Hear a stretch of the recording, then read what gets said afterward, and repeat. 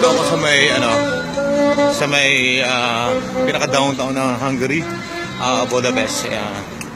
That's the capital city of Hungary. So, ayun ang Ukraine. Ayan, Trump. Ayan. Dito, very famous sila sa mga bridge. Ang ganda ng mga bridge nila. Ayun, nakita nyo isang kastilyo. Ayun o. Castillo. Ayun o. Bridge. Another bridge. And that is the other bridge. Ayun o. So, ang daming bridge. And look at yung pinaka kastilyo sa castle, sa on top of the mountain. Yeah, napakaganda. Napakagandang niya. Ayan. Ayun. Okay, para na rin kayo nakarating dito sa Ayan, maraming mga floating restaurant. Ayan.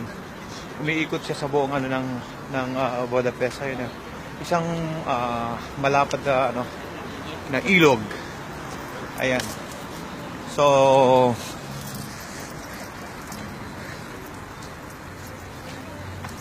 ayan.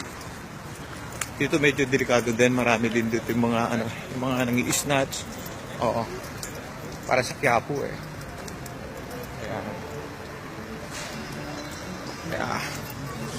Ayan. Ang ganda ng Hungary, Ayan, Yun. Yeah. Intercontinental Hotel, Intercontinental. Ito naman Marriott Hotel. Ayan. Ayan.